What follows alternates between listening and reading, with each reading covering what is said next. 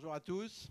Nous avons un vaste sujet à aborder ce matin, qui est celui de la démultiplication de l'impact du mécénat. Et on va voir que les formes de cette démultiplication peuvent être extrêmement diverses. Nous avons la chance d'avoir devant nous un très beau panel qui va nous permettre de bien couvrir ce sujet qui est à la fois vaste et complexe. Et donc, j'ai le plaisir de vous présenter d'abord Irène Serroal-Menaz, qui est en charge de la mission de la coopération non gouvernementale à l'ambassade de France à Washington, c'est-à-dire de la création de liens entre les sociétés civiles françaises et américaines, ce qui est un vaste sujet aussi en tant que tel. Je vous présente également Bénédicte Guenier, qui, après avoir fait ses débuts chez Unibail, est ensuite passée à la financière de l'Échiquier. Je pense que ce nom doit vous parler. C'est une des premières sociétés de gestion à capitaux privés en France, où elle a débuté dans le business et où ensuite elle a poursuivi dans ce qui est aujourd'hui sa responsabilité, c'est-à-dire la création et l'animation de la fondation de la financière de l'Échiquier, qui est une fondation à vocation essentiellement solidaire. Elle aura l'occasion de nous montrer sous quelle forme. Je vous présente ensuite Sarah Huisman-Corridian, qui exerce depuis plus de 10 ans le jeune métier de fundraiser en France.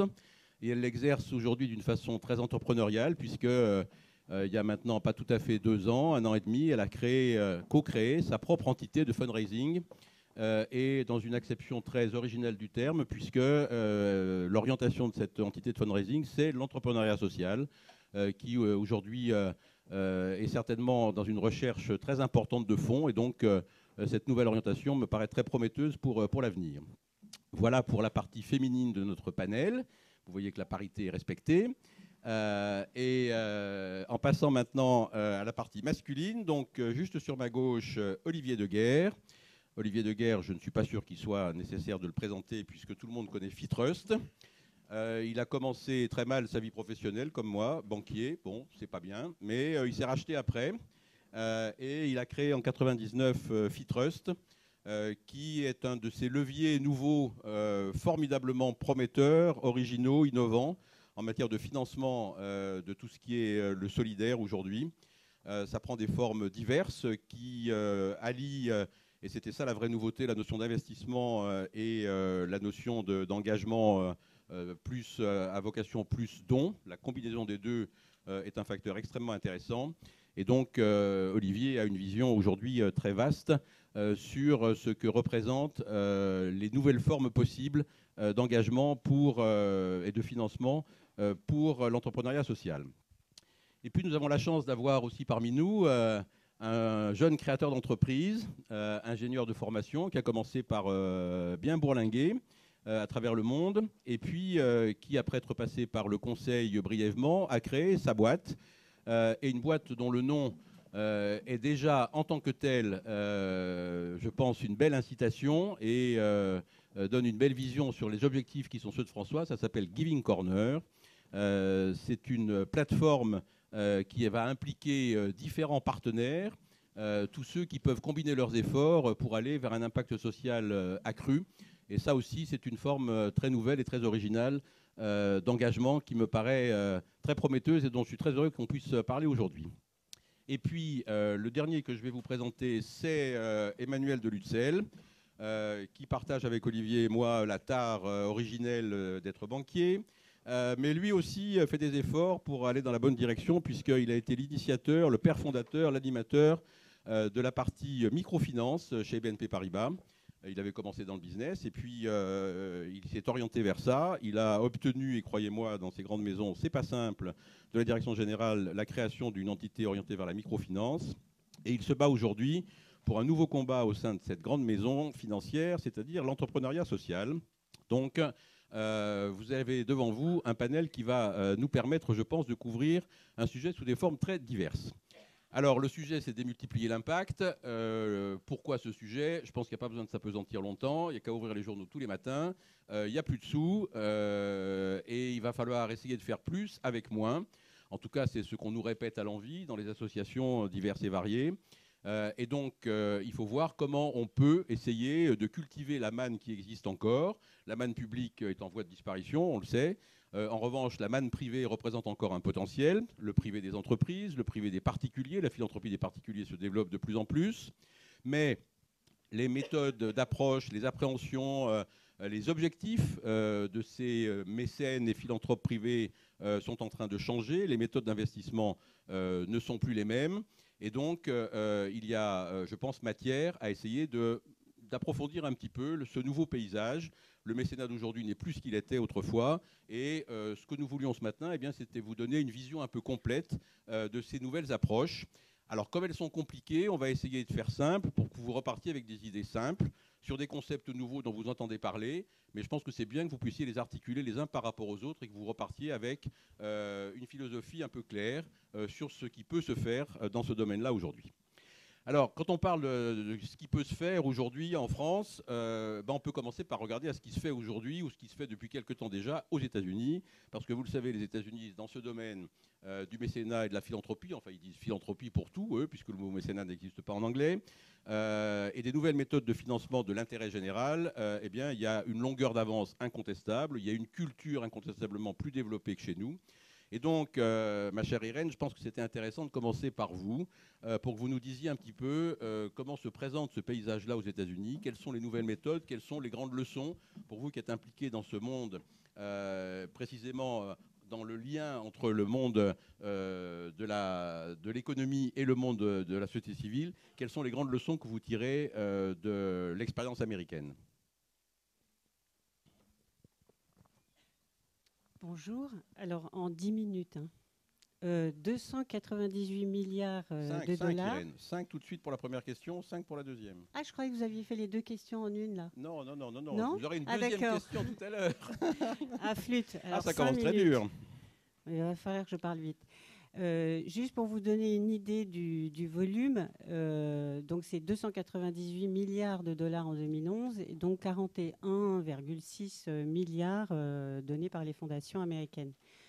Moi, je voulais, compte tenu du temps qui m'était imparti, faire très vite et vous proposer un résumé en quelques mots de tous les travaux qui sont effectués en ce moment par les nombreux collectifs de fondations d'entreprises et de fondations privées aux États-Unis qui s'interrogent sans cesse et qui conseillent aux fondations américaines d'essayer justement, compte tenu du fait qu'il faut au moins essayer de faire autant ou mieux avec moins, d'améliorer leurs pratiques.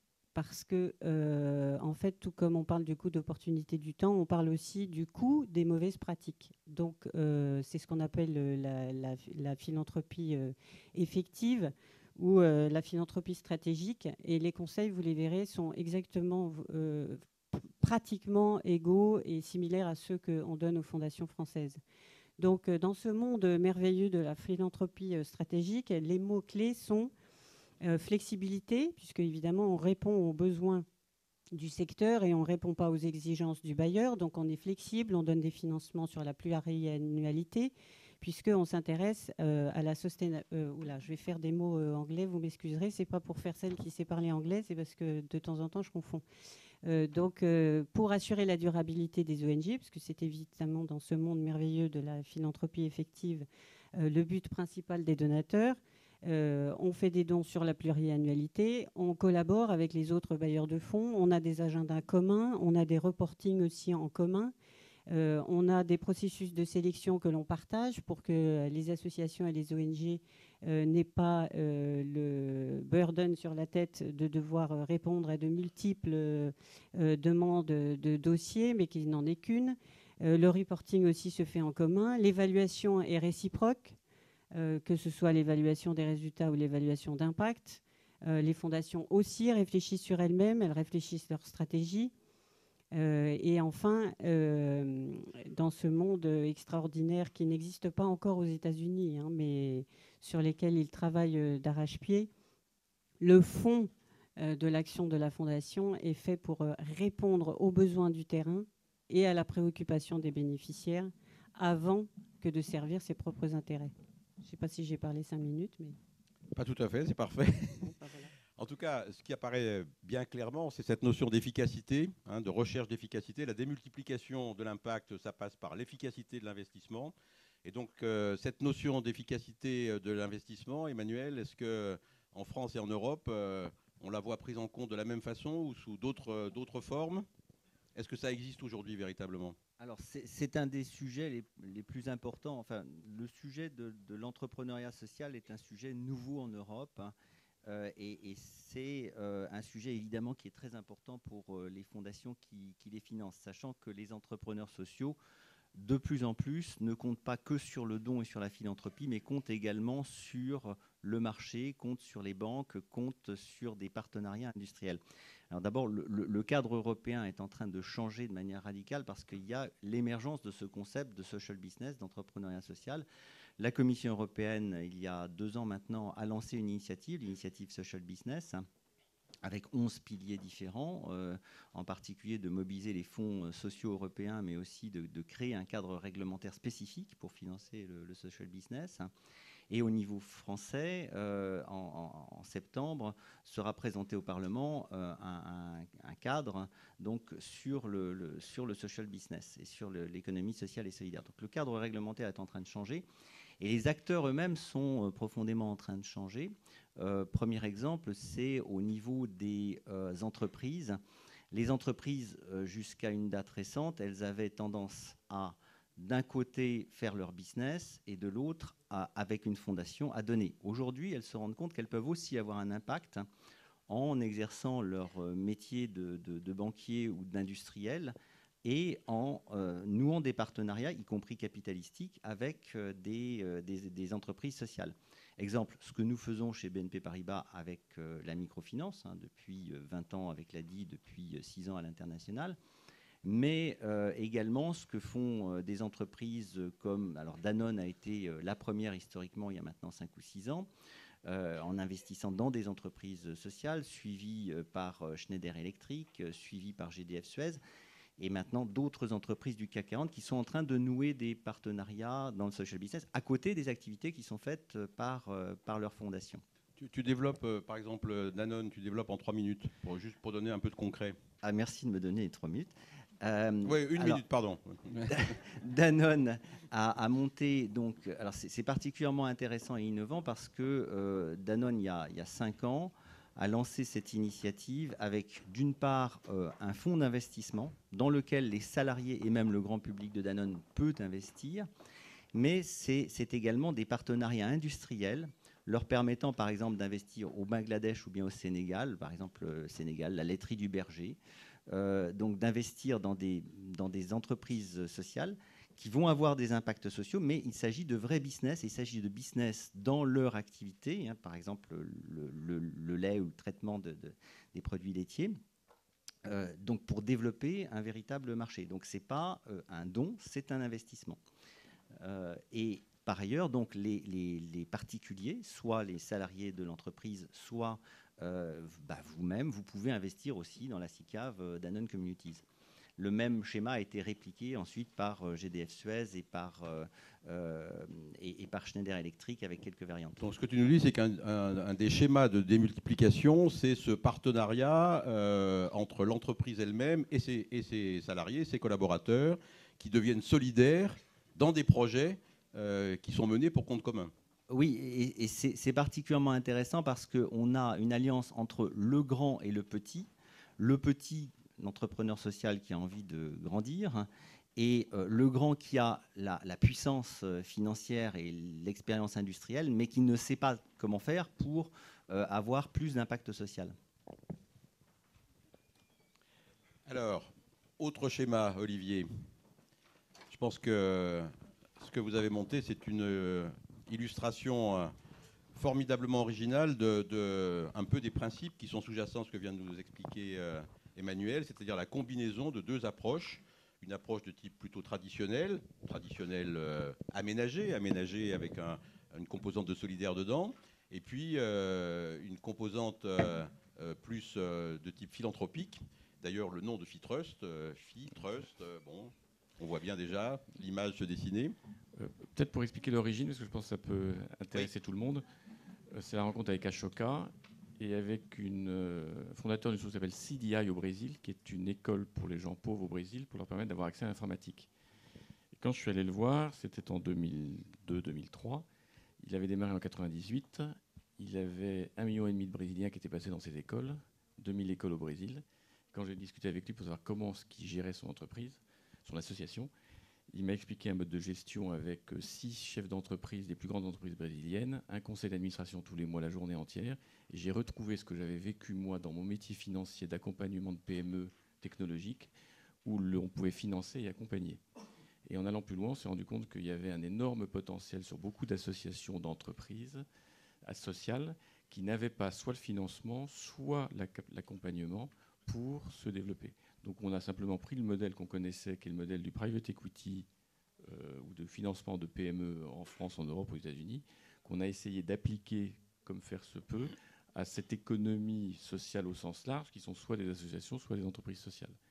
Donc pour faire l'histoire courte, on a aujourd'hui un fonds de dotation qui était auparavant une fondation, qui finance et accompagne des associations qui se développent ou qui accélèrent avec, dans leur mode de fonctionnement, des logiques, je dirais, d'objectifs, de business plan, d'équipes capables d'accompagner une gouvernance. Et on a monté une société d'investissement pour financer et accompagner les entreprises sociales. Au départ, c'est parce que la fondation, on est une fondation abritée, et on n'avait pas le droit d'investir dans des sociétés. Alors pourquoi on a fait ça? Parce qu'on est tombé sur une association au nord de Paris qui s'appelait Ecoder, qui avait été créée par l'œuvre Falrec, qui reconditionne des ordinateurs usagers avec des handicapés psychiques, des personnes schizophrènes, etc. Qu'ils étaient 8 dans un hangar de 2000 m² planté, et qu'on s'est rendu compte avec un certain nombre de personnes autour de la table qu'on pouvait le développer. Aujourd'hui, il y a 95 salariés, il y a 80 personnes handicapées psychiques, et le modèle va être dupliqué dans 2 ou 3 villes en France et à l'étranger. On est tombé sur une association à Marseille qui s'appelle la VARAP, qui remettait sur le marché, en insertion, des gens en grande difficulté à Marseille. C'était une association, ils avaient besoin de 250 000 € de fonds propres pour gagner un appel d'offres qu'ils n'arrivaient pas à avoir. On les a aidés à leur mettre des fonds propres dans une filiale, à organiser, structurer une gouvernance, un plan stratégique, etc. Vous avez une entreprise qui aujourd'hui fait 12 millions d'euros de chiffre d'affaires, qui va tripler dans les 2 ans, qui remet 500 personnes tous les ans à Marseille en grande difficulté. Donc on s'aperçoit que quand... Et puis on a des échecs, on pourra en parler. Mais on s'aperçoit qu'on peut, en amenant des logiques, je dirais simplement d'une équipe, un impact social, qu'est-ce qu'on veut faire, et un business plan, on peut arriver, pour certaines, pas tout le monde, on peut arriver à leur donner les moyens de grossir, de se développer, et c'est ce qu'on essaye de faire depuis plusieurs années, avec 2 grandes difficultés. La première, c'est qu'au départ, on était vus comme des salauds. Ces salles financiers qu'est-ce qu'on venait faire, hein. On aide une entreprise qui s'appelle Dialogue in the Dark en Allemagne qui fait des événements dans le noir. On aurait par exemple on serait tous dans le noir et on aurait une expérience dans le noir tous ensemble. Si vous pouvez le faire un jour, c'est une expérience incroyable. Ils sont présents maintenant dans 42-45 pays dans le monde entier, avec un entrepreneur extraordinaire, absolument génial. On discute avec lui parce qu'il avait besoin qu'on aide pour le financer. Puis un jour, il me demande de venir un 14 juillet 2008, enfin toujours. Je me retrouve à Francfort, il y avait 120 personnes, il y avait 60 aveugles et 60 non-voyants. Et les 60 aveugles m'ont tous posé la question « Why do you want to make money on us ?» Du monde entier. Donc il y a ça, c'est le premier sujet. Donc il y a cette problématique-là, qui est une vraie problématique, c'est qu'il y a 2 mondes qui se côtoient. Et ce qu'on est en train de vivre, et puis je vais m'arrêter là, puis on pourrait revenir après, c'est que ces 2 mondes sont en train de se rejoindre. Un, parce que tout le monde sait, y compris dans le monde associatif, qu'il y a le mur de la dette et qu'il va falloir trouver d'autres moyens de financement. 2, parce que dans toutes les écoles, universités, on commence à voir des chaires qui forment des jeunes à ces méthodes-là, je dirais, d'utiliser des méthodes de management dans les associations. Et ça change la culture des associations et nous, on le voit au quotidien. Et 3, comme vient de l'expliquer Emmanuel, ces grandes entreprises qui commencent à se rendre compte que si on veut résoudre les problèmes des plus pauvres, c'est pas en vendant des produits moins chers qu'on a vendus aux plus riches. Il faut réinventer des méthodes, réinventer des outils, réinventer des produits. Et ils ne peuvent pas le faire seuls, donc ils le feront avec des associations. Et je pense que c'est un énorme espoir pour demain.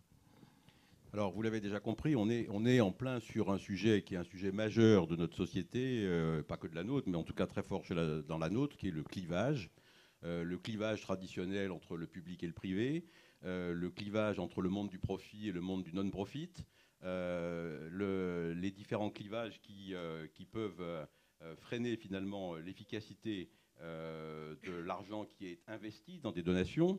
Hein, et on s'en rend compte, on voit bien qu'il y a encore dans la tête des gens aujourd'hui une muraille de Chine entre la partie j'investis, je rentabilise mes investissements, et puis je donne.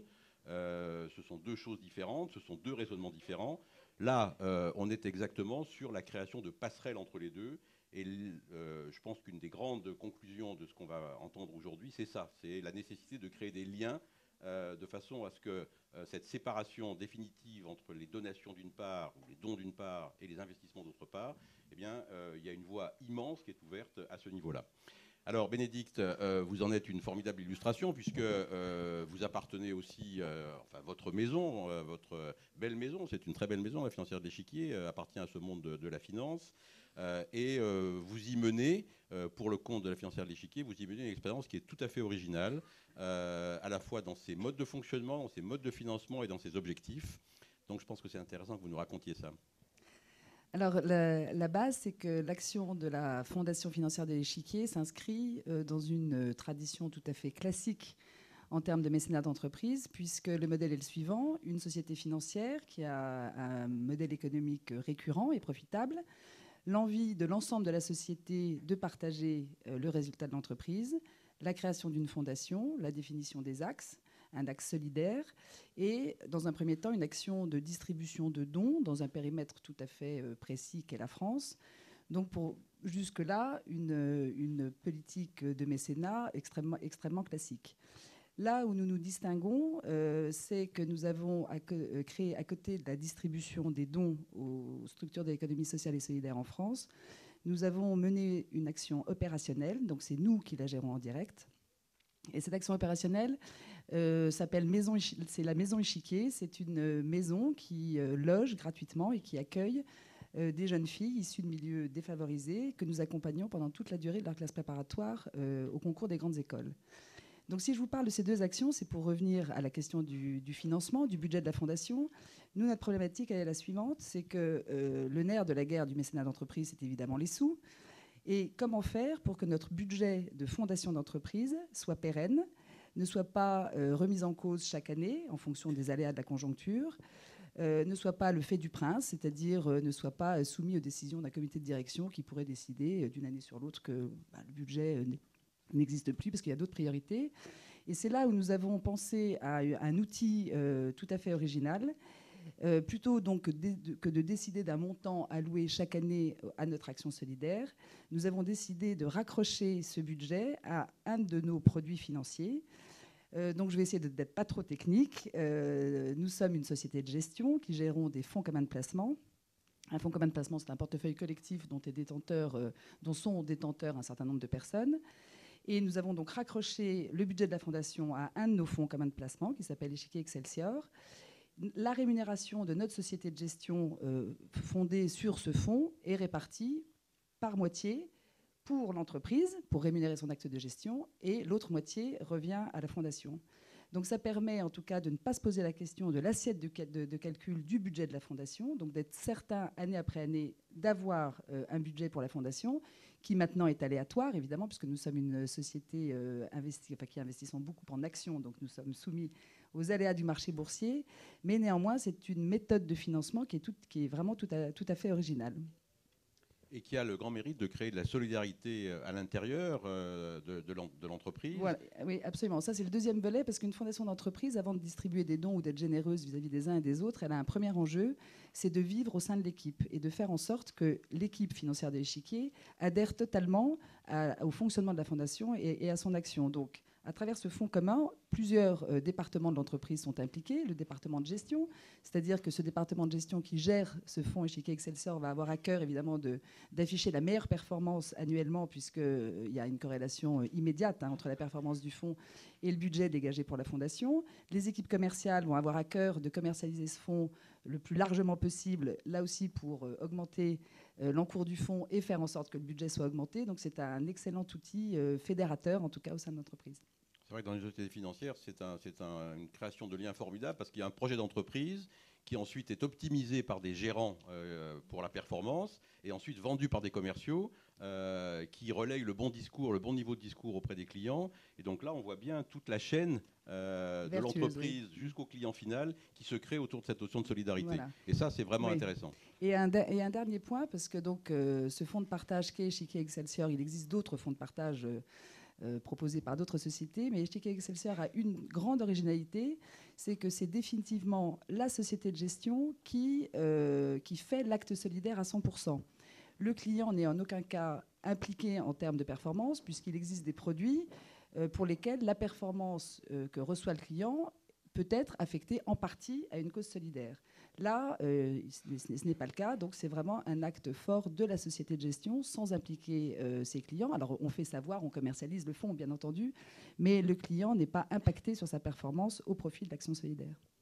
Donc vous voyez, vous venez d'avoir successivement une démarche originale d'entreprise à vocation solidaire et une démarche d'entreprise classique, mais qui introduit une dimension solidaire dans son approche classique.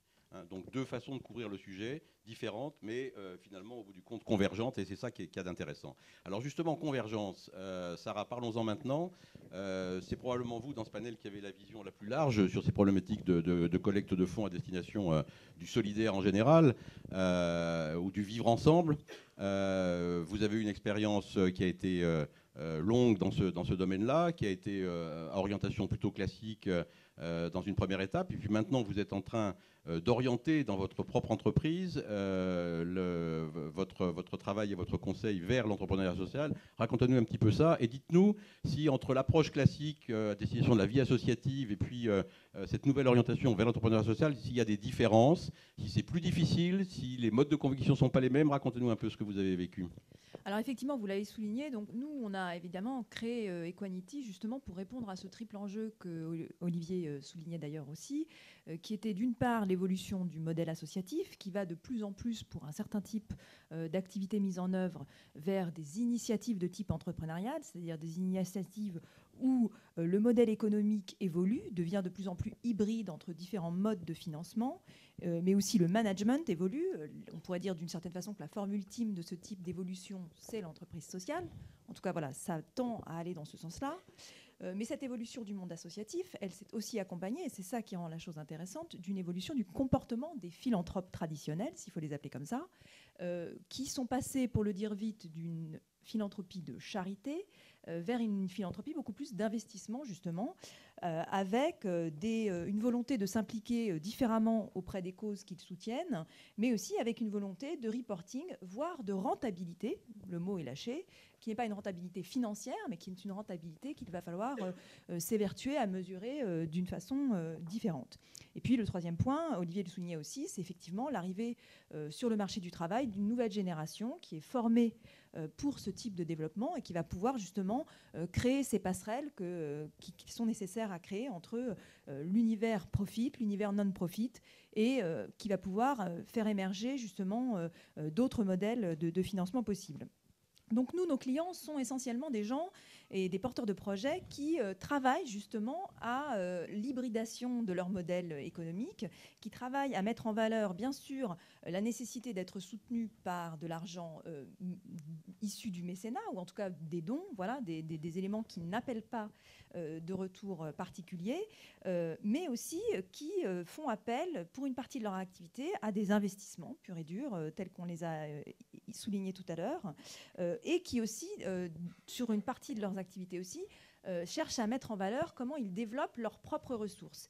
Et c'est intéressant parce que là, on a parlé de beaucoup d'exemples dans l'entreprise sociale, c'est-à-dire dans la prise en charge d'une problématique sociétale, mais on voit, nous, aujourd'hui, des porteurs de projets qui arrivent vers nous avec des sujets issus du monde de la culture, par exemple, du monde de la santé. Le renouvellement des énergies, le travail autour de l'environnement propose aussi des modèles qui permettent d'aller vers ce type d'évolution du modèle associatif. Donc voilà, c'est vrai que l'entrepreneuriat social, on a tendance à imaginer que c'est exclusivement réservé à un projet qui va résoudre une problématique sociale, mais on voit aujourd'hui que ça concerne aussi des sujets qui étaient traditionnellement financés par le mécénat. Alors pour répondre à la question que vous m'aviez posée, c'est-à-dire quel type finalement de forme de collecte de fonds ces nouvelles évolutions supposent, effectivement, comme on va faire appel à des modes de financement différents, parfois qui se rapprochent de l'investissement, on va avoir aussi des logiques qui sont de plus en plus proches des levées de fonds de type classique, tout en restant évidemment bien conscient qu'on est dans l'univers de la solidarité, dans l'univers du mécénat, et donc on n'est absolument pas sur des enjeux de rentabilité aussi évidents que dans les levées de fonds classiques. Mais du coup, ce qui pose la question, c'est finalement comment est-ce qu'on va mesurer ce retour sur investissement, et c'est ça qui finalement est le nerf de la guerre de ces nouvelles méthodes de collecte, c'est comment est-ce qu'on va mesurer cet impact, comment est-ce qu'on va mesurer ce retour sur investissement. Quels sont les critères qu'on va pouvoir élaborer, des critères éventuellement financiers. Pour ceux qui ont pu aller à la soirée organisée par le comptoir de l'innovation et le groupe SOS mercredi dernier, la soirée Impact 2 à l'Hôtel de Ville, il y a une étude très intéressante qui a été publiée par Impact 2 et Opinionway sur justement ces passerelles à créer entre l'investissement et le monde de l'entrepreneuriat social. Et on voyait qu'un des seuils de compatibilité entre les entreprises sociales et les investisseurs sur la question de la rémunération du capital se situait autour de 5%. Donc on voit que c'est une logique quand même assez différente des levées de fonds classiques. Mais les mesures d'impact, elles vont pouvoir aussi s'évaluer sur la cause elle-même. Voilà. Qu'est-ce qui change dans la cause grâce à ces nouvelles formes de participation financière que peuvent apporter des investisseurs philanthropes, puisqu'il faut quand même les appeler de ce nom-là aussi. Qu'est-ce que ça change en matière d'efficacité de l'organisation elle-même ? Est-ce que son management est meilleur ? Est-ce que ses modes de gouvernance sont meilleurs ? Quel est l'effet de levier provoqué par ces nouvelles sources financières possibles ? Bref, on se rend compte que la collecte de fonds dans ce secteur-là va devoir aussi travailler sur toute une série de critères à inventer. Et c'est ça aussi une partie de la difficulté de ces nouvelles méthodes.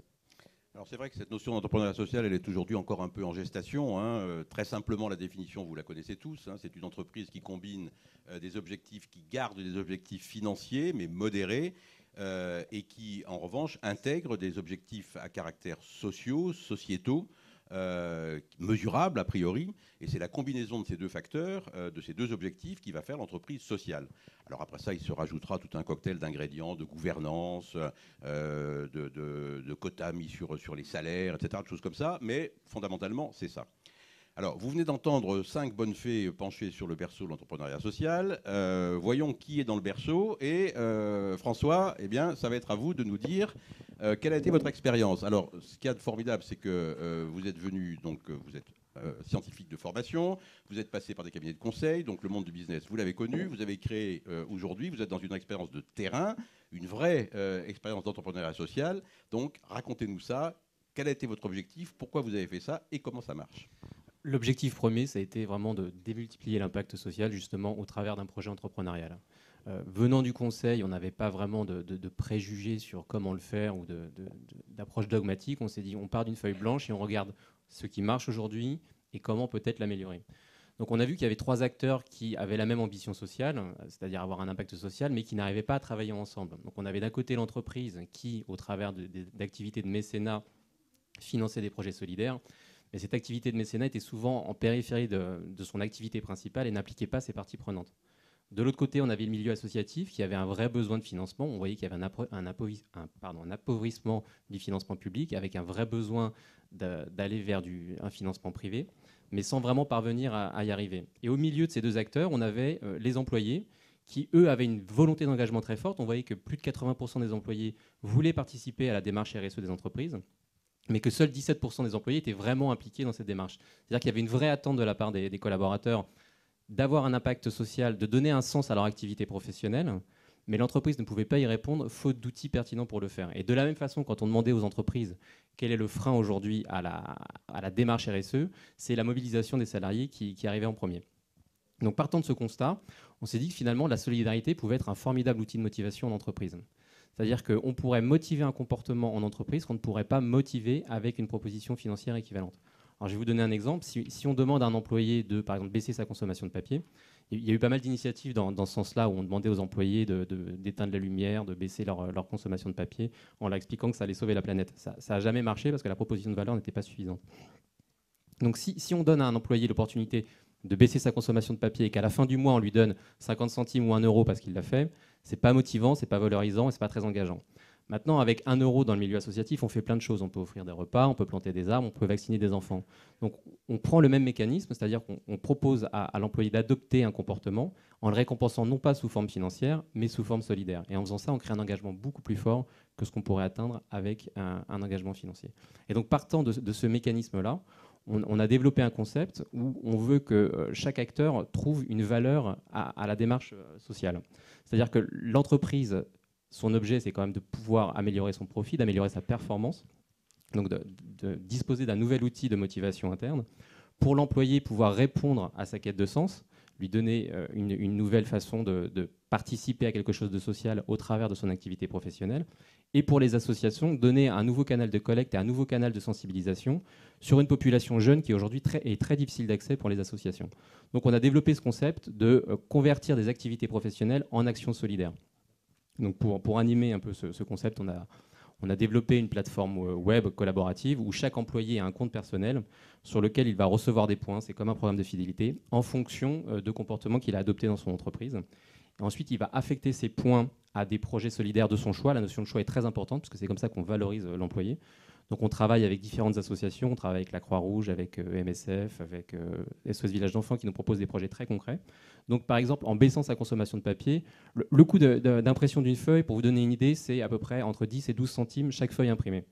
Donc pour l'entreprise, c'est un budget énorme. C'est-à-dire qu'il y a des études qui montrent que le coût d'impression peut atteindre jusqu'à 1% du chiffre d'affaires. Donc il y a un potentiel de gain économique pour l'entreprise qui est énorme, et un potentiel de collecte pour les associations qui est énorme et qui dépend uniquement du comportement des employés.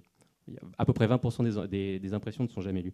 Il y a énormément de gâchis en entreprise liés à la séparation entre l'acheteur et le consommateur, où si on arrivait à motiver un comportement de la part de l'employé, on pourrait créer un système complètement vertueux au service de l'impact social. Et donc voilà, on a développé cette plateforme qu'on a déployée en octobre 2011, et qui suscite un vrai intérêt, puisqu'on a à peu près 80-90% des employés qui utilisent la plateforme de façon récurrente, avec déjà pas mal de projets financés. L'idée, c'était vraiment d'aligner les intérêts de ces trois acteurs que sont entreprises, associations et employés, toujours au service de l'impact social. Vous voyez quand même qu'il y a une ligne force qui est en train de se dessiner. On parlait de la lutte anti-clivage tout à l'heure. Là, il y a vraiment le collectif. Et il est, je pense, évident pour nous tous, et certainement pour vous aussi, que si on veut avancer vers des solutions efficaces, eh bien, le travail ensemble, la convergence des efforts et des énergies avec des champs de vision qui sont différents, eh bien, c'est certainement une des clés de la réussite pour les années qui viennent. Alors, on a vu différents modèles, différents schémas, différentes façons d'aborder le sujet. On va essayer maintenant, pour votre bonne compréhension et pour que vous repartiez avec ces idées claires que j'évoquais tout à l'heure, de voir si on peut trouver un consensus sur quelques points transversaux.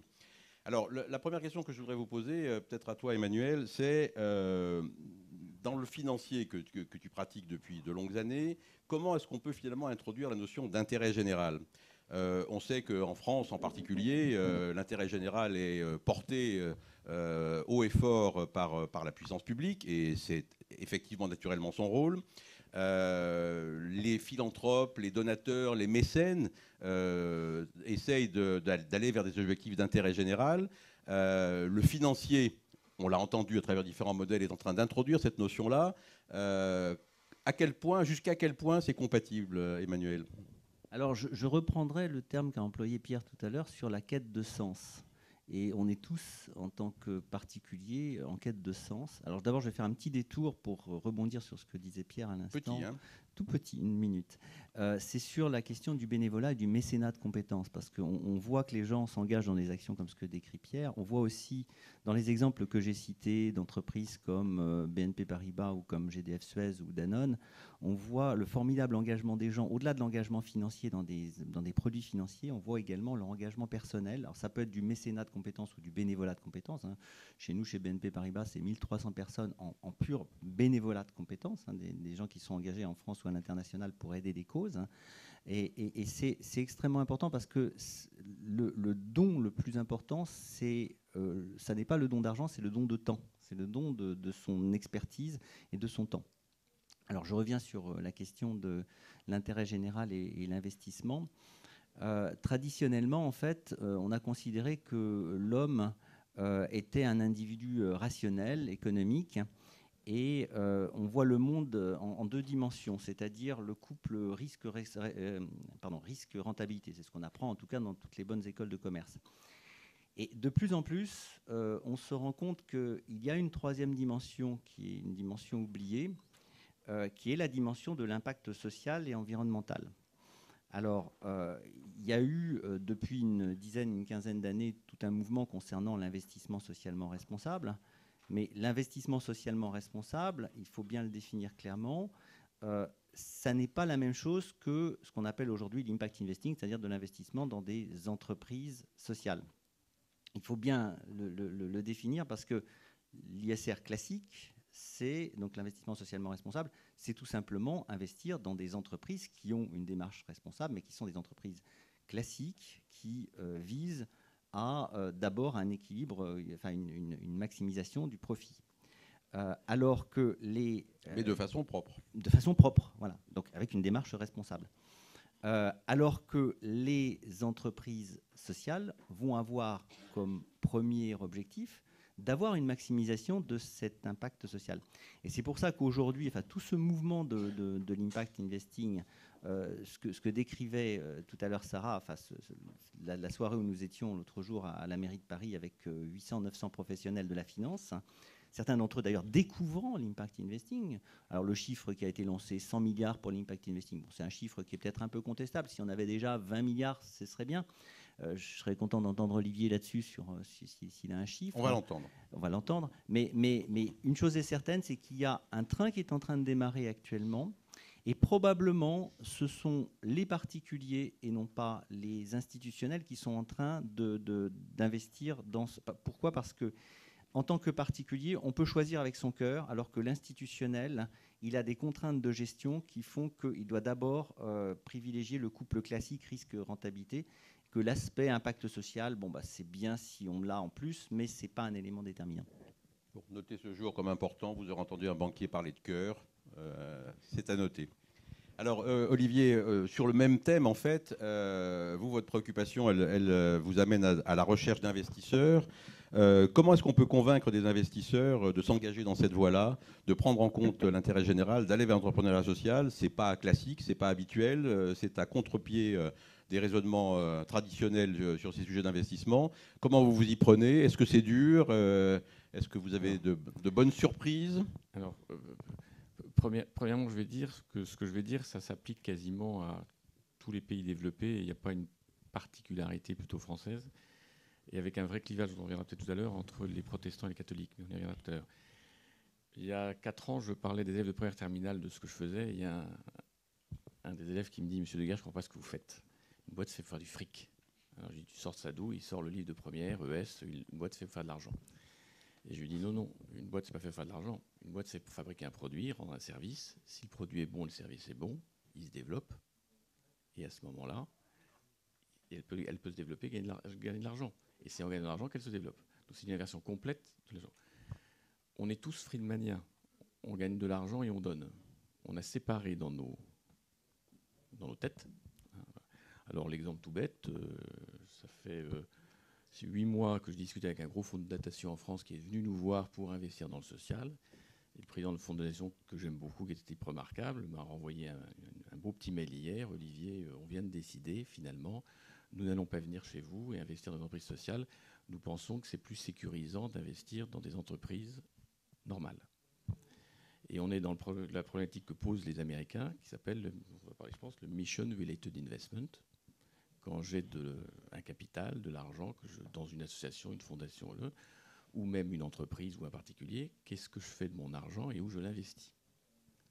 Alors, est-ce que vous connaissez une banque française qui propose une foncière pour investir dans le logement social? Il n'y en a pas. Le logement social pour investir aujourd'hui, c'est 5-7% de rendement avec une garantie de l'État. C'est meilleur que l'oblique du Trésor de l'État qu'on peut acheter où on veut. Donc il y a un vrai problème philosophique et culturel, c'est que nous n'investissons pas dans le social. Moi le premier, je me mets dedans, philosophiquement. On est tous Friedmaniens. Donc on a un vrai sujet. Donc ça, tout ce qu'on essaie de combattre, c'est ça. Alors on l'a combattu de 3 façons.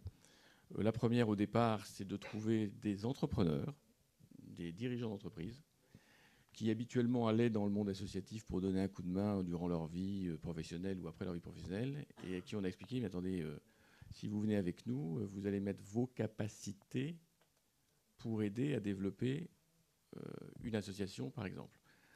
Et on a 14 entrepreneurs dirigeants qui sont actionnaires de notre société d'investissement, qui ont donné de l'argent et qui participent dans les comités d'investissement, dans le choix des financements qu'on fait et dans l'accompagnement.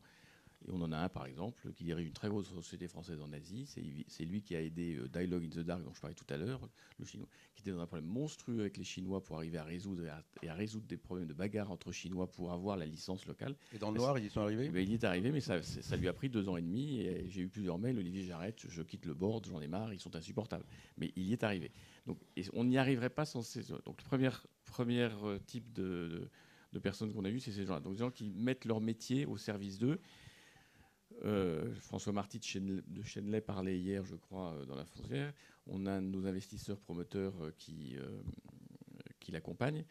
L'année dernière, en allant chez Chenley, qui construit des maisons sociales haute qualité environnementale pour les plus pauvres, le promoteur dit, mais je ne comprends pas, François, pourquoi tes portes ne sont pas aux normes, tes portes des fenêtres du salon. Et François Marty lui dit, vous êtes vraiment des connards, les promoteurs. Alors, parce qu'il a une gauge un peu fort. Il dit, mais qu'est-ce que c'est ? Il dit, mais nous, les pauvres, quand une personne, leur père, leur grand-père meurt, ils ne veulent pas qu'ils meurent à l'hôpital, ils veulent qu'ils meurent chez eux. Et les lits d'hôpitaux ne passent pas dans les fenêtres et les portes des logements sociaux. C'est pas assez large, parce que les normes ne le permettent pas. Voilà. Donc voilà le genre de choses. On va dire, j'y ai pas pensé. Et maintenant, dans toutes ces maisons qu'il construit, il a partout élargi.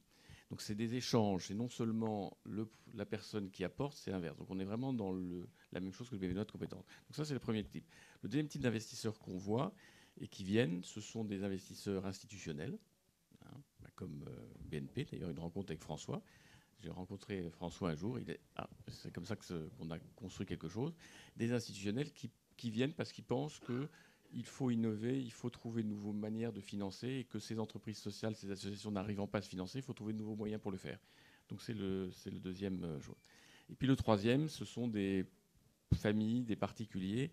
Et on a au nord de l'Europe, beaucoup de family office ou de familles qui sont beaucoup, beaucoup plus avancées que nous dans ces sujets-là et qui investissent une grosse partie de leur patrimoine dans des entreprises qui répondent à des enjeux sociaux ou environnementaux et qui veulent des résultats et qui veulent des gens qui accompagnent. Donc voilà le scope de ce qu'on a aujourd'hui. Un énorme espoir, c'est le Social Business Act dont a parlé Emmanuel de Lutzel, où personne n'en parle en France, c'est aberrant. Nous avons eu une chance extraordinaire d'avoir Michel Barnier à la tête de la Commission européenne, en charge à la Commission européenne, qui a monté un Social Business Act. Il a fait valider par Barroso et tous les DG de la Commission européenne, ça n'était jamais arrivé.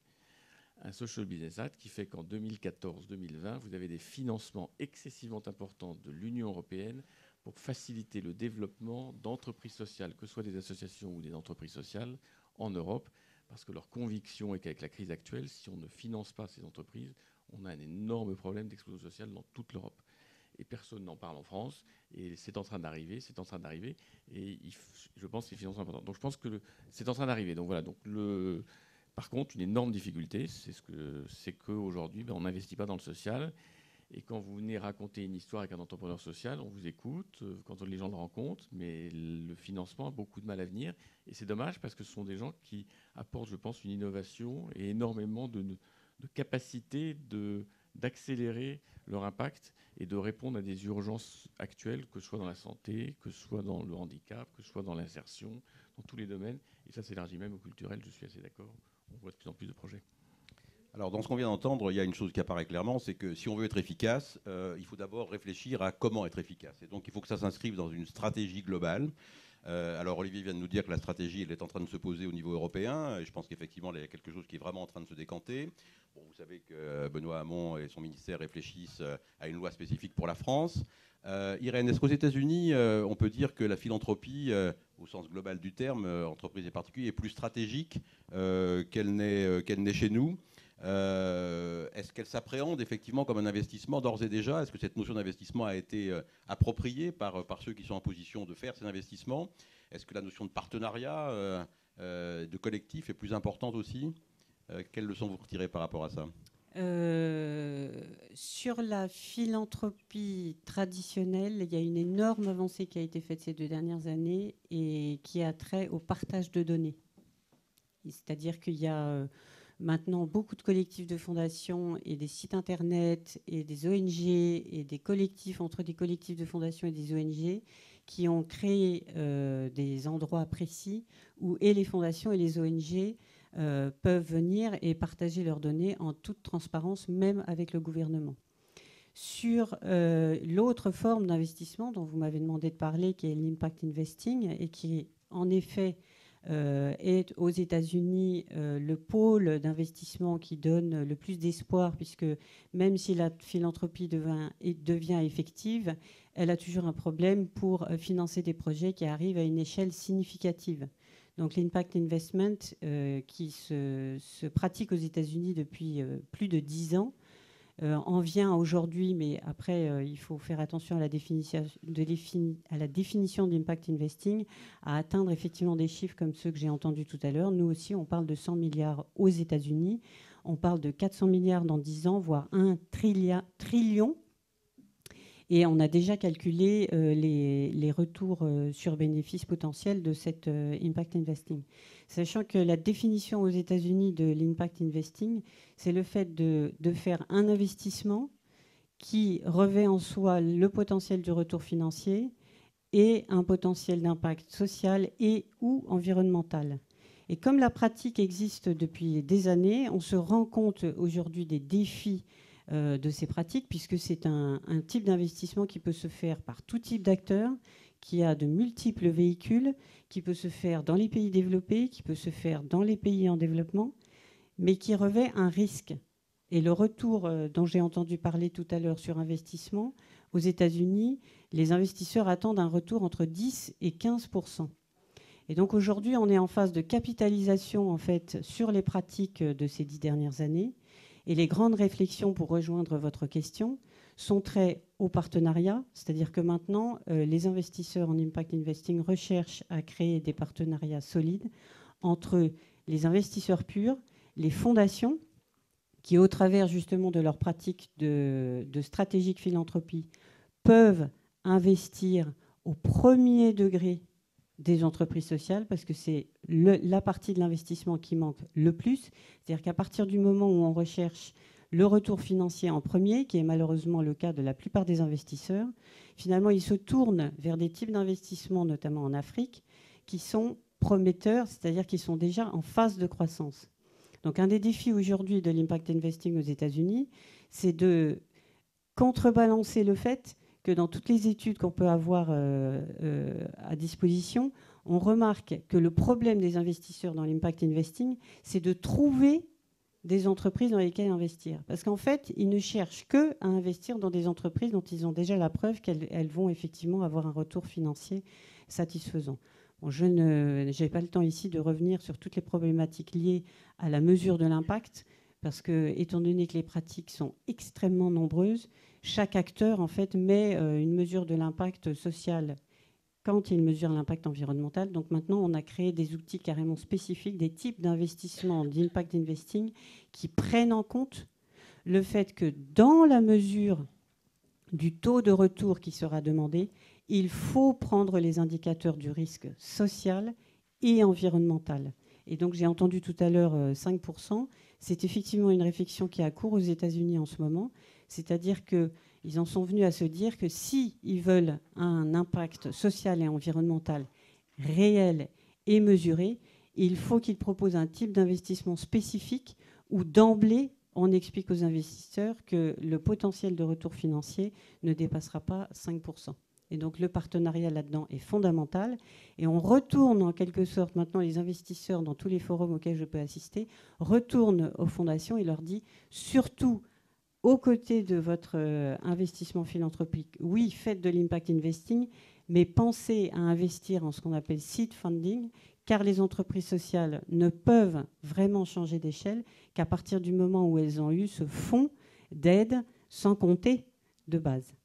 Je ne sais pas si j'ai répondu à votre question. Si, tout à fait répondu à la question. J'espère que vous n'en tirerez pas comme seule conclusion que chez les financiers, le naturel revient au galop en permanence et que donc ils sont véritablement indécrottables.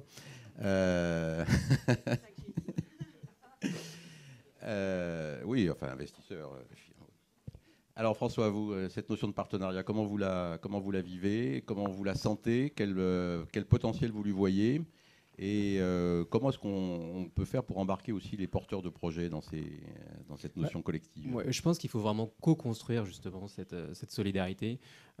Contrairement, enfin, je vais peut-être contredire ce que vous avez dit sur l'entreprise, je vais peut-être me faire huer, mais je pense que l'objet d'une entreprise, c'est de faire du profit. C'est que c'est une personne morale et on parle de 5%, 15%, mais elle doit rendre des comptes à ses salariés et aussi à ses actionnaires. Et le changement ne viendra pas des entreprises, mais viendra plutôt des consommateurs et des collaborateurs qui vont insuffler le mouvement, qui vont orienter l'entreprise vers une finalité sociale. C'est ce qu'a fait Danone avec ses parties prenantes, et je pense que c'est vraiment un modèle qu'il faut suivre et que les entreprises suivront après. Donc en termes de partenariat, l'entreprise seule ne va pas aller dans cette direction. Il faut construire avec les associations, avec les entreprises, avec les consommateurs, quelque chose, on parlait de pérennité tout à l'heure, quelque chose qui soit stable et pérenne et qui aille dans le sens social. C'est en plein ce qu'on entendait hier pendant une plénière, les entreprises n'ont pas d'âme, seules ont une âme, ceux qui font vivre les entreprises. Je pense qu'on a adopté un modèle capitaliste qui a ses limites, qui est pas bon, enfin on le voit aujourd'hui, qui n'est pas bon, mais qui ne va pas changer du jour au lendemain. Il faut pouvoir accompagner le changement, il faut pouvoir expliquer aux grands groupes qu'il y a des opportunités business de profit dans le social, avec des retours sur investissement qui ne sont peut-être pas ceux qui pourraient être attendus sur d'autres secteurs, mais avec un niveau de risque qui peut être plus faible. On parlait du financement en early stage sur du impact sur des entreprises sociales. Il est aussi vrai pour n'importe quelle start-up. Aujourd'hui, il y a un problème de financement sur les start-up. Qu'on soit social ou à finalité complètement économique, il y a un problème de financement. Le retour sur investissement est très compliqué à calculer. Je pense qu'il faut co-construire quelque chose avec une finalité sociale parce qu'il y a une vraie volonté d'engagement de la part de plusieurs personnes, pas forcément des entreprises, mais en tout cas de solidarité des consommateurs et des collaborateurs. Alors cette notion de co-construction, elle est certainement fondamentale. Sur le sujet qu'on essaye de couvrir aujourd'hui, on n'a pas encore abordé la notion de crise. Bon, on est dans une crise forte. On en voit tous les effets tous les jours. Cette crise, est-ce que finalement elle a des effets exclusivement négatifs, amenant en particulier le tarissement des ressources, ou est-ce qu'elle peut au contraire être un facteur de réflexion, de révision de ses orientations et de ses objectifs? Bénédicte, comment est-ce que vous vivez ça à la financière de l'Échiquier? Alors, vous l'avez compris, nous ne comptons que sur nous-mêmes. Nous ne dépendons pas d'investisseurs pour mener à bien notre mission sociale au sein de la Fondation. Et donc, je le répète, notre enjeu, c'est de maintenir un budget suffisamment conséquent pour pouvoir financer donc l'entrepreneuriat solidaire en France et notre maison Échiquier. Alors, comment faisons-nous pour faire face à la diminution de notre budget ? Ce qui est le cas, je vous donne un écart. Nous sommes une entreprise d'une centaine de collaborateurs. Notre budget peut varier de 700 000 € par an à 300 000 € par an. Alors, là, il y a une première réponse qui est assez fade, qui est de dire je distribue moins de dons. Bon, c'est la mathématique qui l'impose, mais elle n'est évidemment pas satisfaisante. Donc, l'année dernière et cette année où nous avons un budget significativement en baisse, en fait, ça a été un excellent moteur de réflexion et de créativité. Et là aussi, c'est important que dans le domaine social, les acteurs sociaux agissent comme les acteurs économiques, c'est-à-dire avec une capacité d'adaptation forte à leur environnement, et non pas subir une fatalité de conjoncture. Donc nous, très concrètement, pour faire face à cette baisse du budget et continuer à financer les belles actions que nous soutenons, nous nous sommes dit que faire. Alors la première réponse a été de dupliquer notre première formule, c'est-à-dire de relier le budget de la Fondation à un autre fonds commun de placement, et pas des moindres, puisque nous avons relié notre budget à notre fonds emblématique qui s'appelle Agressor, qui affiche d'excellentes performances depuis maintenant une vingtaine d'années. Et oui, vous avez raison de réagir à ce nom qui n'est pas tout à fait banal, en tout cas dans le monde de la finance. Et donc nous nous sommes dit, en tout cas, agissons auprès de notre milieu naturel. Notre milieu naturel, c'est quoi ? Ce sont nos clients. Donc nos clients vont être sensibles au fait que Agressor, avec la création d'une part philanthropique, donc très spécifique, Agressor puisse être un véhicule marketing nous permettant de sensibiliser nos clients donc, à notre action au sein de la Fondation. Donc ça, c'était la première chose. Donc c'est très, très récent. Hein. Donc pour le moment, je ne peux vous livrer de résultats puisque le fonds a été lancé il y a à peine un mois. Le deuxième levier, nous nous sommes dit, et ça je rejoins ce qu'a dit Emmanuel, c'est qu'on peut donner de l'argent, mais on peut aussi donner du temps. Donc si on n'a pas d'argent, actionnons le levier de temps. Et donc nous avons lancé le mécénat de compétences au sein de Financière de l'Échiquier.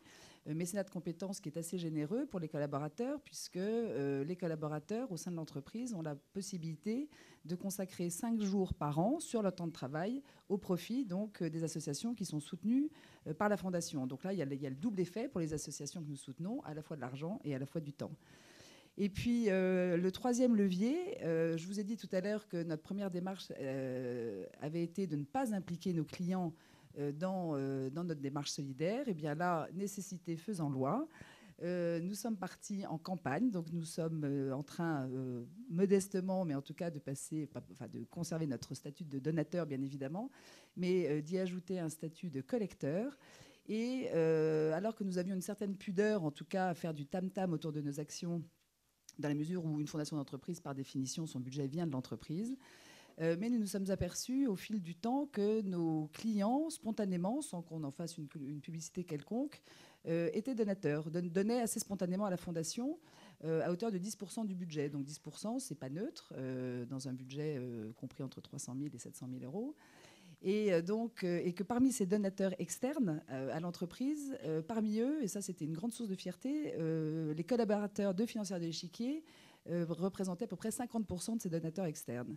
Donc cette année, nous avons décidé d'adresser à la fois nos clients et les collaborateurs, donc notre cercle proche, pour qu'ils deviennent contributeurs au budget de la Fondation.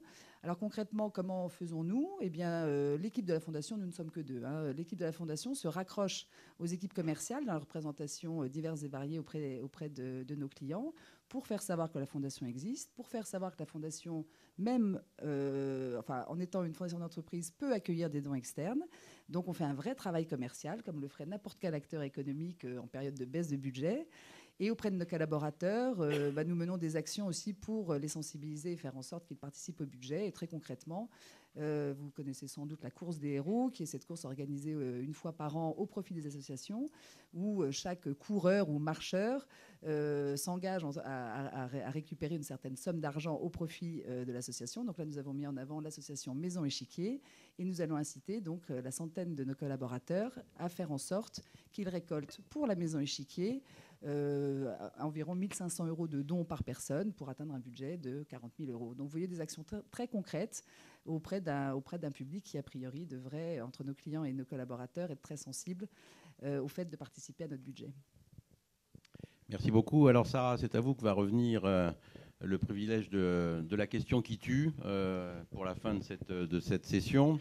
On a entendu beaucoup de choses. On est parti d'un postulat de départ. Il n'y a plus de sous dans les caisses, donc il faut en trouver ailleurs. Il faut inventer d'autres formes. À travers tout ce que vous avez entendu, à travers votre expérience, est-ce que vous avez le sentiment que finalement le modèle traditionnel du mécénat est à réinventer ? Est-ce qu'on est en train de vivre une mutation, une révolution, une ouverture ? C'est quoi l'avenir du mécénat ? Ouais, déjà, moi, je pense que le mécénat, c'est quand même une notion qui est en évolution. Hein. On a fêté les 30 ans de l'Amicale il y a quelques années. Donc, voilà, c'est une notion qui, elle-même, grandit et croît au fur et à mesure des années, qui crée aussi de nouveaux outils. Le dernier en date, vous le savez, ce sont les fonds de dotation qui ont été créés en 2009. Donc, voilà, c'est aussi un domaine dans lequel des choses nouvelles apparaissent. Effectivement, vous avez raison de le souligner, c'est-à-dire qu'il faut qu'il y ait des nouvelles pratiques et des nouveaux schémas de pensée qui viennent soutenir ces nouvelles formes d'initiatives dédiées à l'intérêt général que peuvent être les entreprises sociales. Ce qui est intéressant, c'est de voir que justement les entrepreneurs et la société civile dans son ensemble a toujours aussi un temps d'avance sur la façon d'utiliser ces outils à sa disposition. Je citerai juste un exemple, mais effectivement déjà FitTrust en est aussi un. L'exemple du fonds de dotation qui vient d'être créé récemment par Christine Mulot-Sarkozy, qui s'appelle Entreprises et Solidarité, et qui pour la première fois est un fonds de dotation qui peut aider, soutenir directement une entreprise et pas seulement un modèle associatif. Donc là, voilà, il y a aussi une utilisation de la part des acteurs eux-mêmes des nouveaux outils à leur disposition. Alors vous me demandiez est-ce que le mécénat est à réinventer. Moi je pense que pour que les choses bougent, il faut effectivement trois impulsions essentielles. D'abord une volonté politique, parce qu'on l'a vu, c'est quand même nécessaire de faire évoluer la législation sur ces sujets-là par trois éléments. D'abord une définition claire et partagée de ce qu'est une entreprise sociale. On l'a vu, c'est pas tellement évident, c'est pas tellement clair encore aujourd'hui les contours de ce type d'initiative. Donc ça c'est important d'arriver à formaliser cette définition. Il faut aussi, et ça je cite le mot du ministre Benoît Hamon sur ce sujet-là, un engrais fiscal pour inciter les investisseurs à pouvoir effectuer d'autres types d'accompagnement financier de l'intérêt général que simplement le don. Donc il faut aussi cette matière-là. Et puis le deuxième point, c'est qu'il faut effectivement une meilleure connaissance des acteurs entre eux. On voit qu'une méconnaissance très forte entraîne une méfiance aussi très forte de la part des nouvelles formes de prise en charge de l'intérêt général que peuvent être les entreprises sociales. Donc il faut qu'il y ait des passerelles qui se créent de plus en plus. Ashoka a été le pionnier en la matière, mais il faut aujourd'hui que d'autres prennent le relais pour créer ces passerelles-là. Et puis le troisième point, qui pour moi est le point le plus important, c'est qu'il faut une audace des mécènes, des investisseurs, pour aller à la rencontre de ces nouvelles formes de l'initiative d'intérêt général. Je vais citer Pierre Berger qui disait dans une conférence récemment que lorsqu'il, Pierre Berger, donc grand philanthrope, lorsqu'il finance la recherche médicale, il ne sait pas si ça va aboutir, mais par contre, ce qu'il sait, c'est que pour trouver, il faut chercher.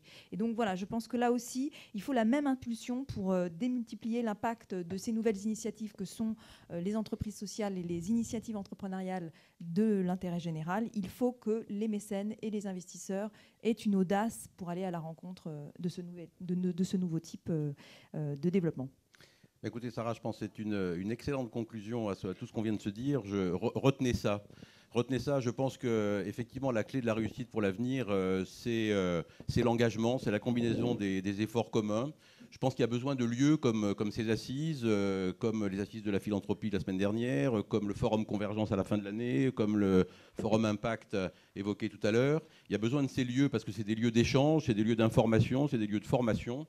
Mais je crois que le point le plus important, je vais le remettre à une phrase que j'aime beaucoup, qu'avait écrite Jean Genet dans son petit livre qui s'appelle Le Funambule, qui est en fait une lettre qu'il écrivait à son amant, funambule. Et il lui disait « Je ne suis pas venu pour t'enseigner, je suis venu pour t'enflammer ». Eh bien, que cette table ronde ait servi à vous enflammer.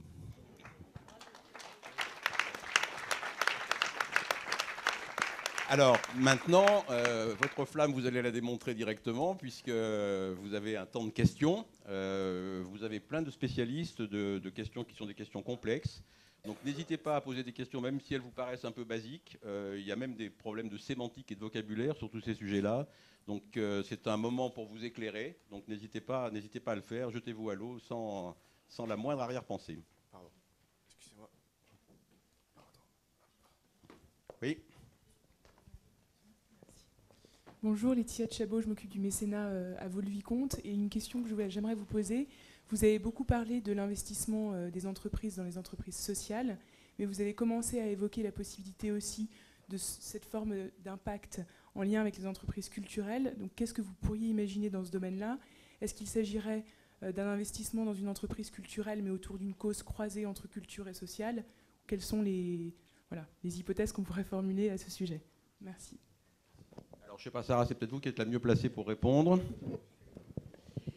Oui, je pense qu'il y a effectivement aujourd'hui une place pour que des entreprises culturelles ou en tout cas des porteurs de projets culturels réfléchissent à, encore une fois, une évolution de leur modèle économique qui s'appuie effectivement sur une activité propre, une activité qui peut être génératrice de revenus, ou en tout cas de ressources propres, et qu'il faut aussi penser à la façon dont une partie de leur activité peut intéresser des investisseurs potentiels qui, encore une fois, ne vont pas rechercher une rentabilité financière, mais qui peuvent rechercher un désir de voir la culture se développer développer sur des franges de population, par exemple, qui n'y ont pas accès, ou sur des projets particuliers qui peuvent servir aussi les intérêts de leur propre activité, de leur propre entreprise. Donc voilà, je pense que les entreprises culturelles aujourd'hui ont une possibilité, un boulevard ouvert pour réfléchir aussi à ces formes de projets attenant à ce qu'elles font déjà et qui pourraient intéresser des entreprises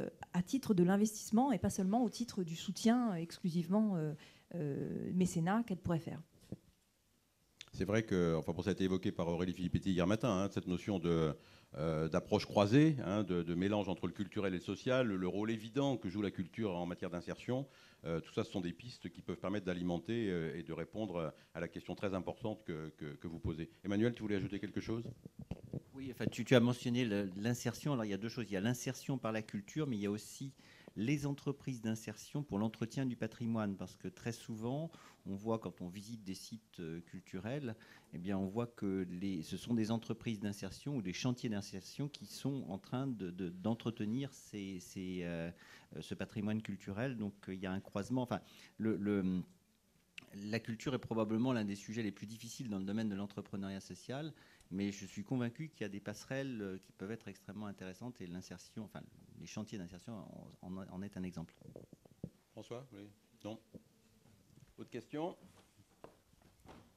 Alors ici d'abord, ensuite.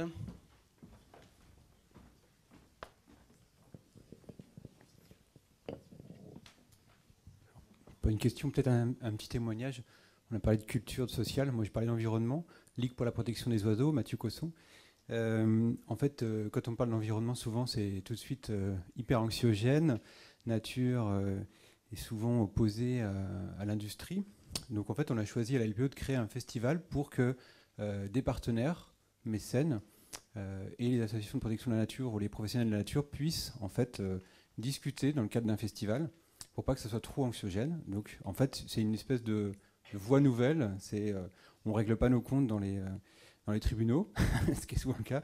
Et en fait, on a créé cette espèce d'espace, de festival pour pouvoir échanger autour de tout ça. Et vous parliez de la crise tout à l'heure. En fait, nous, on a fait le choix de dire, OK, c'est la crise, on va être innovant, c'est le moment. Et puis, on va créer ce truc-là. Et les impacts, en fait, sur le territoire, et les impacts avec les partenaires et les mécènes, c'est en fait aussi de multiplier évidemment les actions et de dire, on va s'engager pour l'environnement, sur un impact, sur quelque chose de concret. Là, ça se passe dans l'estuaire de la Loire, entre Nantes et Saint-Nazaire. Et en fait, on leur dit, voilà, il y a un projet de réserve naturelle, que vous soyez industriel, association, etc. Mettons-nous autour de la table et discutons en fait de ce projet-là. Et essayons ensemble de travailler dans le cadre on va dire, de ce projet de festival, plutôt que de discuter de ça encore une fois, dans les tribunaux, quoi. Voilà, c'est juste une petite aparté, parce qu'on n'a pas beaucoup parlé d'environnement, malheureusement. C'est très intéressant. Monsieur Michel Brochier, Fondation Bulukian à Lyon. Je voudrais avoir l'avis des spécialistes. Les fondations donc font du mécénat, bien sûr, mais dans les solutions que vous proposez, qui est donc entre autres d'essayer d'aider les start-up dans le domaine social, la fondation, elle, n'a pas le droit de faire profit. Donc il faut une courroie de transmission, qui peut être une SARL, etc. J'ai entendu quelqu'un qui avait, je crois que c'est la BNP, qui avait lancé une idée là-dessus. J'aimerais avoir votre avis.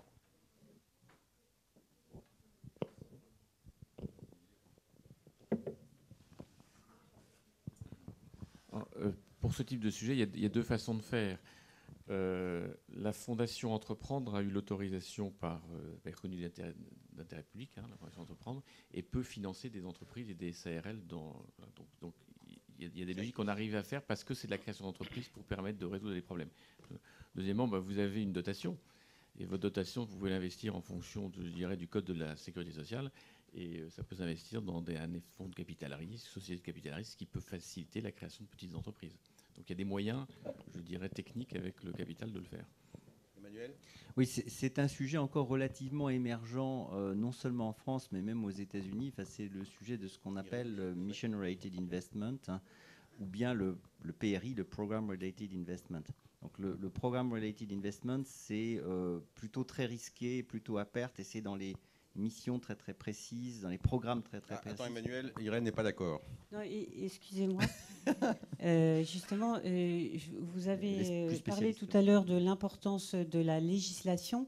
Et ce qui m'a intéressé aux États-Unis, justement, c'est que dans l'impact investing, il y a une forme précise qui s'appelle le PRI, justement, et le MRI. Il y a deux formes différentes d'investissement qui sont réservées, en fait, aux fondations et qui résolvent le problème que vous soulevez. C'est-à-dire que dans le PRI, il n'y a justement pas disons, dans la définition du PRI, il n'y a pas fait mention sur le retour financier et pas justement sur le fait de faire des profits. Mais il n'y a pas non plus, et c'est ça qui est intéressant, d'obligation d'avoir un impact social et environnemental. La seule obligation qu'il y a dans le PRI, c'est de servir la mission de la fondation. Et donc, ils ont une autre forme qui s'appelle le MRI, Mission Related Investments.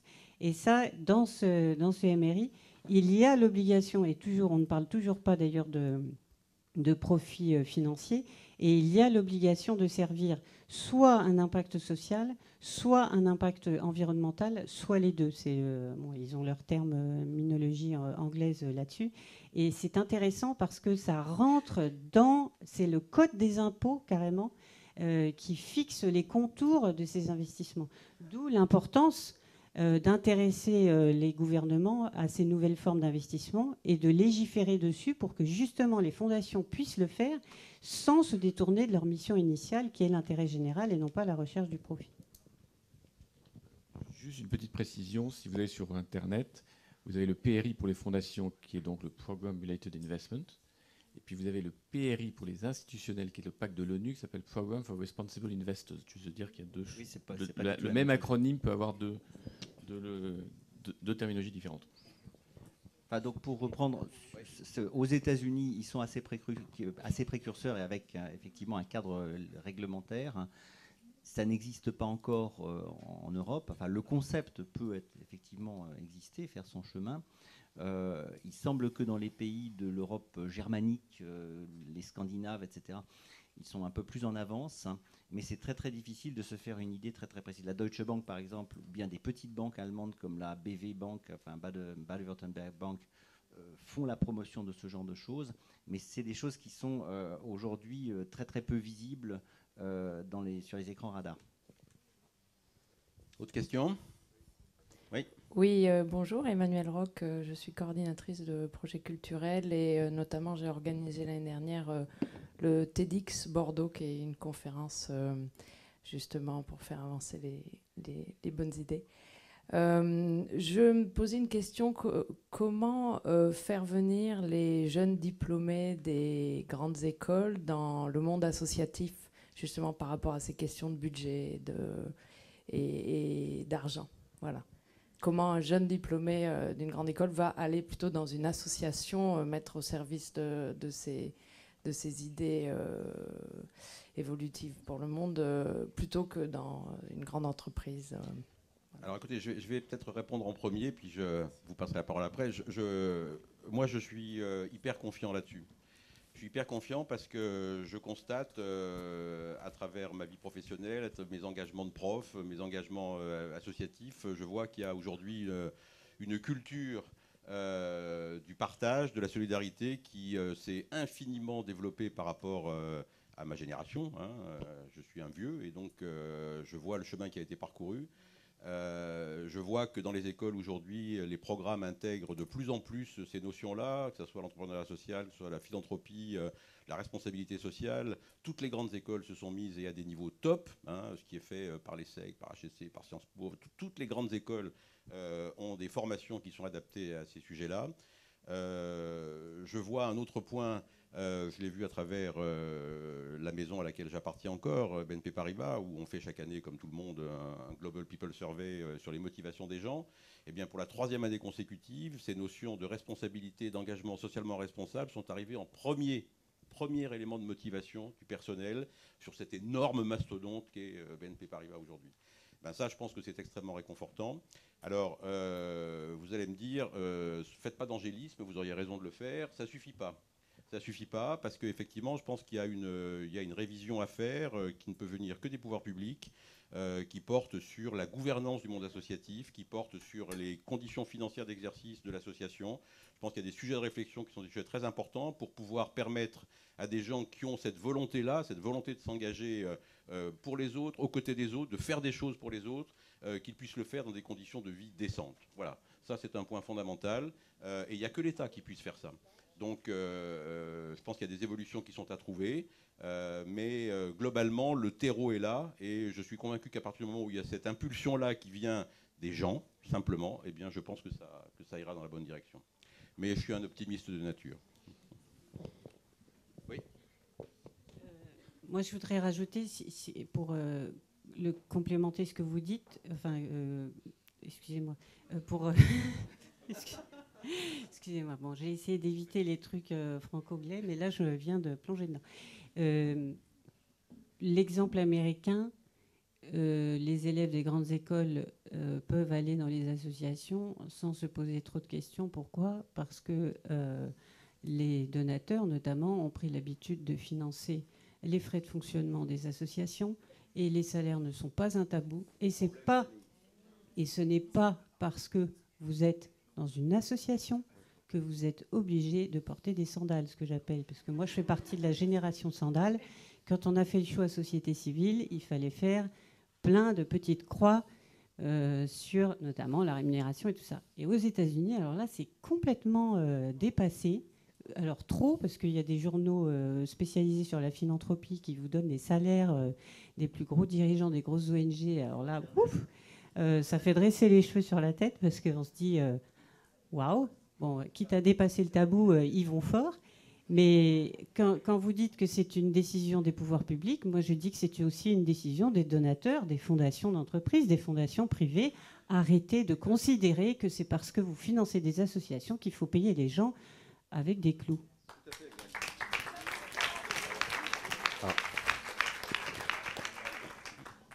Oui.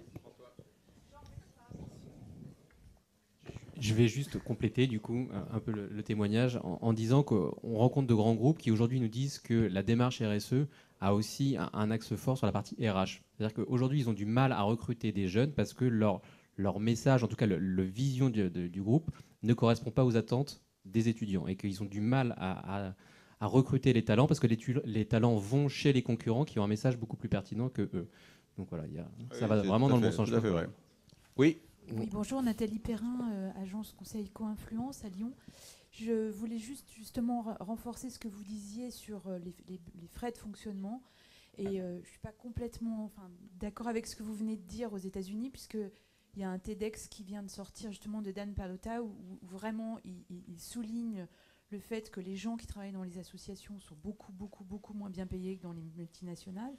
Et que tant qu'on en est là, on n'avancera pas. Et surtout, le fait que le donateur regarde le taux de frais de fonctionnement d'une association avant de donner. C'est-à-dire que si le taux est faible, bon, ça doit inspirer confiance et du coup, on peut donner. Mais en fait, ce taux est aussi un taux d'investissement. Et justement, comment on peut faire pour que les mécènes acceptent de financer du fonctionnement ? Parce qu'aujourd'hui, on le voit bien, moi, tous mes clients à qui que j'aide dans leur démarche de fundraising, toute la démarche repose sur des projets. Ça rassure à la fois les mécènes individuels, mais surtout les mécènes d'entreprise, de se positionner par rapport à un projet. Mais un budget de fonctionnement, une somme allouée au fonctionnement, ça les fait fuir. Et s'il n'y a pas de fonctionnement, il n'y a pas d'ONG, il n'y a pas d'association. Sarah.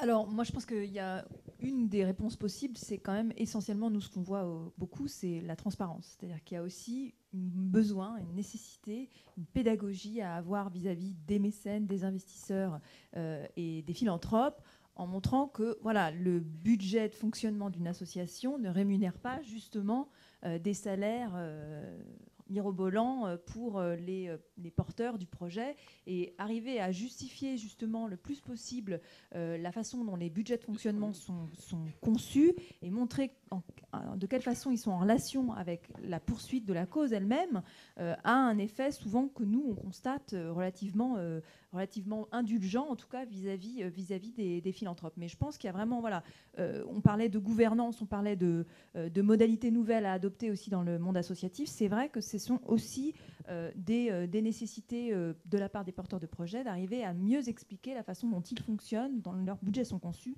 et dont du coup ces frais de fonctionnement voilà, se lisent. Si je peux juste rebondir, je crois qu'il faut avoir un petit peu d'ambition. Quand vous regardez les très grosses ONG, notamment d'urgence, les salaires au niveau international sont équivalentes, dans un certain nombre de cas, à certaines entreprises. Nous, on a vu des projets qui arrivaient et dans lesquels il y avait de l'ambition, dans lesquels il y avait un projet, alors on va parler de business plan, de stratégie, ce qu'on veut, mais avec de l'ambition de faire un impact social beaucoup plus important et de justifier pour obtenir cet impact social des moyens humains importants et des gens avec des compétences importantes. Et en justifiant d'aller chercher dans un certain nombre d'entreprises ou d'univers classiques des personnes qui répondent aux problèmes de logistique, problèmes de ressources humaines, etc. Et dans ces cas-là, aussi bien nous que les donateurs ou financeurs autour, personne n'a jamais discuté une seule fois les salaires. Donc je pense que c'est un vrai sujet de redonner une dynamique, une ambition et une volonté. Et c'est comme ça que vous arrivez à résoudre ce problème qui est un problème fondamental, je le reconnais. Alors une dernière question. Oui. Ah, pardon. Alors deux dernières questions. Soyons fous. Bonjour, Pierre-Jean Meurice, j'ai une association qui s'appelle Les Ponts du Cœur, qui depuis 10 ans œuvre pour la culture et le développement économique. Il se trouve qu'actuellement, on implante des bancs publics un peu partout en France, mais aussi prochainement aux États-Unis. Et l'opération précédente, il se trouve que par hasard, on a rendu hommage à Thomas Jefferson, où personne n'ignorait qu'il avait fait 4000 km en France. Et avec ça, on se retrouvait imbringué avec des amitiés franco-américaines. La question que je vais vous poser, c'est qu'aujourd'hui, il se trouve que pour le financement de nos projets, les Américains sont plutôt intéressés. Et mon problème, c'est un problème d'expansion. Comment une association française peut aller aux États-Unis, récolter des fonds américains pour développer ses projets aussi bien d'un côté et de l'autre côté de l'Atlantique? Voilà, merci. Alors, vous aurez la réponse dans ma prochaine newsletter, parce que je suis venue aussi parler de mon produit. Non, je rigole. Sérieusement, c'est une vraie question ce que vous posez. Et en effet, nous, on a recherché là-dessus. Et en fait, très rapidement, soit vous voulez créer une association de droit américain. Et donc, en effet, si vous allez sur le site de l'ambassade de France, sur ma petite mission, on a une newsletter. Et dans le prochain numéro, on donnera toutes les clés de comment est-ce qu'on peut avoir la juridiction, enfin le statut juridique américain. C'est pas très compliqué, ça peut être un peu cher. Soit la deuxième voie, c'est que vous avez par exemple les amis de la Fondation de France qui sont à New York et qui servent exactement pour le type de service que vous recherchez, c'est-à-dire que vous les payez, ils encaissent et ils vous redonnent. Et vous avez la même chose avec le bras américain de la fondation King Baudouin, qui est une fondation belge, qui a créé exactement le même type de structure aux États-Unis et qui sert en fait pour les fondations américaines, parce que c'est aussi compliqué pour les fondations américaines d'aller financer des acteurs étrangers. Il faut passer par des trucs un peu rocambolesques. Donc, il y en a plein qui ne le font pas à cause de ça. Et donc, la Fondation King Baudouin propose aux fondations américaines, en fait, des acteurs étrangers qu'il a, lui, dans son escarcelle, et il fait l'échange comme ça. Donc, vous avez déjà ces deux solutions. Et si vous voulez avoir le statut juridique américain, effectivement, il faut passer aussi par certains stades, mais ce n'est pas si compliqué que ça. Mais c'est un peu cher parce qu'il faut faire appel à un avocat en général. Merci Irène. La dernière question.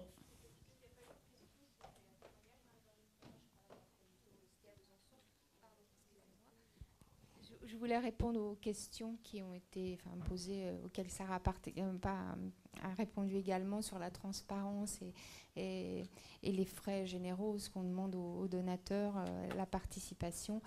Je travaillais dans une des universités où je travaillais, il y avait une fondation, donc c'était une université publique, donc la fondation avait un statut indépendant de l'université. Et comme elle n'était pas financée par l'université dans ses frais de fonctionnement, la direction de la fondation avait pris la décision d'imposer, entre guillemets, une taxe sur les donations, ce qui était dans la formule, je trouve pas très heureux.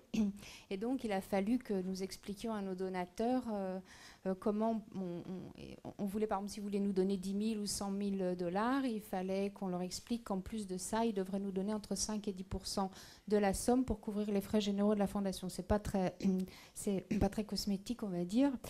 Et donc, ça affolait beaucoup de mes collègues. Moi, j'ai pris le parti, comme vous le disiez, d'être transparent. Alors, il y avait beaucoup de réactions différentes, mais dans l'ensemble, je trouvais que les donateurs réagissaient assez bien. Ceux qui ne voulaient pas comprendre, c'était souvent des gens qui avaient, travaillé dans le secteur public où ils ne s'interrogeaient pas sur d'où venait l'argent de leur salaire, mais que la majorité de nos gros donateurs étaient des gens qui avaient eu une entreprise ou travaillé dans l'entreprise. Et passé le premier choc, on leur expliquait que dans une entreprise c'était comme ça et qu'ils devraient être reconnaissants de voir qu'on mettait sur le tapis les coûts de la fondation, qui pouvaient d'ailleurs aller voir nos comptes. Et je pense que voilà, la transparence, quand on respecte les gens, c'est aussi être transparent avec eux. Voilà.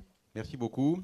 Alors, je vous avais dit au début qu'on essaierait de vous faire repartir avec des idées claires. Donc, je vais demander à mes 6 panélistes une phrase qui sera votre message à la salle pour qu'ils repartent avec des idées claires. Olivier ? Je vais reprendre ce qui a été dit tout à l'heure sur l'audace. Je pense qu'il faut innover et avoir l'audace d'innover et de nouvelles formules, et que c'est comme ça qu'on arrivera à mélanger tous ces mots dont on a parlé pour répondre aux urgences sociales et environnementales actuelles.